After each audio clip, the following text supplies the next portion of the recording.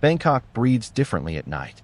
There is something in the heat of February, not the wet heat of monsoon, but a dry, pressing weight that settles into the chest and stays there. The kind of heat that makes a city feel ancient. The kind that reminds you, without explanation, that you are standing on ground where things have happened before and will happen again, with or without your understanding. Lumpinee Stadium does not need decoration. It is already a temple, not the kind built with gold or marble, but the kind carved from repetition, from 10,000 training sessions that ended in blood, from generations of fighters who entered through those doors believing in something and left carrying proof of what that belief actually cost. The ropes of the ring are not ceremonial. The canvas has absorbed more human certainty than any library. You can feel it when you stand close enough. A density that has nothing to do with the physical structure and everything to do with what has happened inside it, night after night, year after year, long before anyone thought to write it down. 3,000 people settled into their seats on the night of February 1971. They did not come for spectacle. Bangkok fight crowds do not come for entertainment the way other cities understand the word. They come to witness. There is a difference. A spectator watches.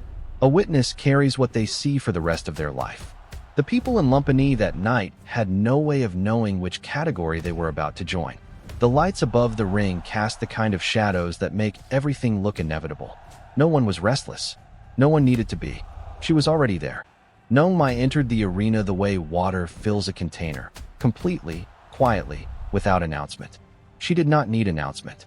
In Thailand, in February 1971, her name carried a weight that translated poorly into other languages but felt immediately understood by anyone who had spent time inside a gym. 70 professional fights. 70.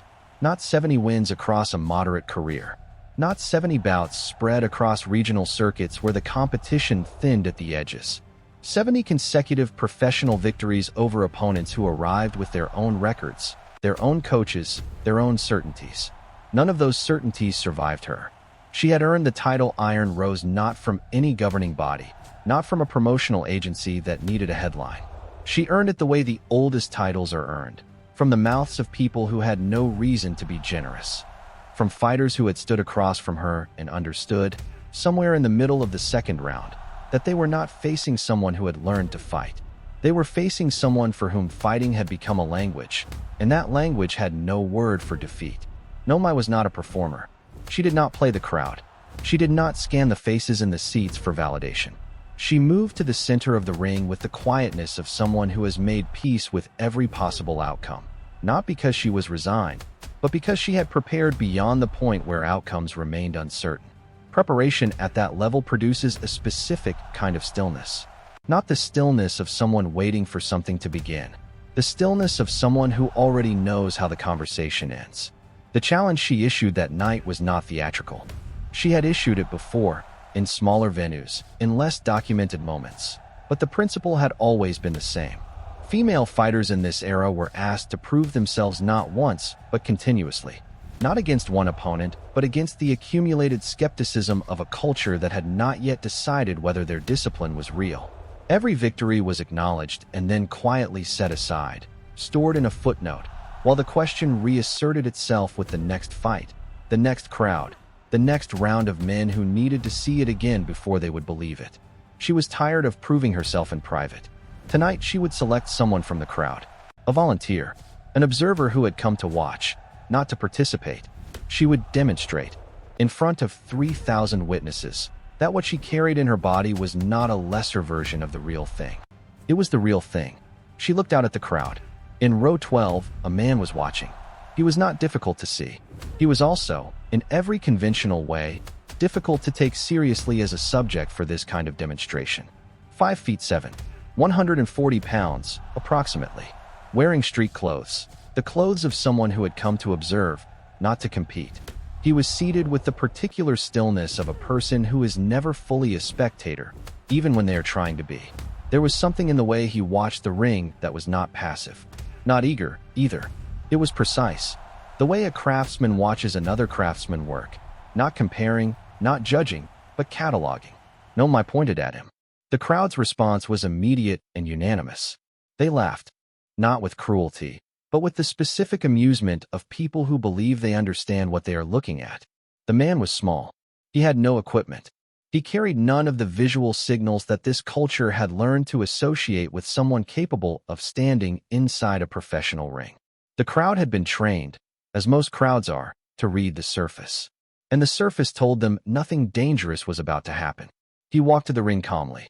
Not slowly. Not quickly. Calmly. There is a distinction. Slowness is about pace.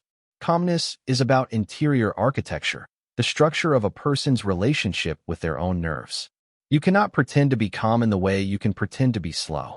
Calm is either present or it is not.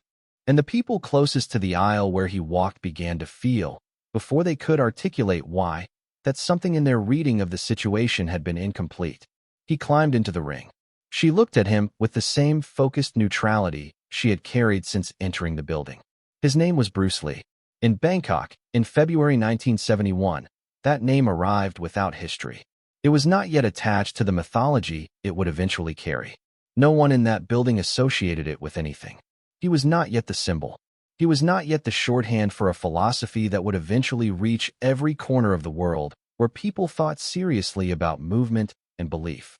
He was, in that moment, simply a small man in street clothes standing across from one of the most accomplished combat athletes in Thailand. She asked him what style he practiced. He said Wing Chun. Jeet Kune Do. Neither phrase meant anything to the crowd. The names landed and dissolved. She considered them briefly, the way an experienced fighter acknowledges information that doesn't change the calculation, not dismissively, but without adjustment. She had faced unfamiliar styles before. Style, in her experience, was a beginning. What mattered was what happened when the style met pressure. The bell rang. What Nomai had built over 70 fights was not simply technique. Technique is learnable. Technique can be isolated, studied, replicated. What she had built was something beneath technique. A system of certainties about how a body moves when it is trained to the edge of its physical capacity and then pushed further. She knew, with the confidence that only repetition can produce, exactly how much force she could generate with her right elbow at mid-range. She knew the precise angle at which a low kick shifts from superficial to structural. She knew the rhythm of a fight, how pressure compounds, how endurance creates opportunity, how a fighter who cannot be touched eventually makes errors because the nervous system is not designed for sustained futility. She attacked with everything she had. Jab, cross, kick, elbow, knee. The full grammar of a 70-fight champion. Techniques that had ended professional careers. Techniques tested not in training rooms against cooperative partners, but in real competition against people who desperately did not want them to land. They did not land. Not because he defended in any conventional way. He didn't raise his guard and absorb. He didn't retreat into a corner and wait. He moved, and this is where the watching crowd began to feel the first whisper of dissonance. He moved the way things move when they are not resisting. Not weak. Not retreating. Simply not present in the place where the force was directed. She threw it where he was. He was already somewhere else. Not dramatically. Not with any excess motion. Only as far as the technique required him to be. 90 seconds. In a professional context, 90 seconds is enough time for a fight to end 3 times over. It was enough time for every technique she carried, every weapon refined over a decade of professional competition, to arrive at its target and find nothing there. The air held the shape of what she had thrown, but he was elsewhere. Not running. Not evading with urgency. Moving with economy. Only as much as necessary. Only as far as required. The crowd had stopped laughing before 45 seconds had passed. By the time she had cycled through the full architecture of her offense twice, without a single clean connection, the arena had changed in quality. Not in volume. It was not silent yet. But in attention. 3,000 people were now watching in the specific way that people watch when they realize they are not seeing what they expected to see. When what they thought was entertainment has become something they do not have a framework for. He stepped inside. Not around her, not past her. Inside. Inside the range where her weapons became irrelevant, where the system she had perfected required distance to function. He moved with a precision that eliminated the margin she needed. And in that closed space, with his hand positioned 1 inch from her throat, he stopped. He could have finished it. Everyone in that building understood this simultaneously. He chose not to. The referee's whistle stopped everything. The silence that followed was not the silence of confusion. It was the silence of recalibration, the specific quiet that descends when a large number of people simultaneously release a belief they have been holding. The belief that they understood what a fight looked like. The belief that size translated directly to capability. The belief that the style they had grown up watching was the final answer to the question of how a human body could be made dangerous.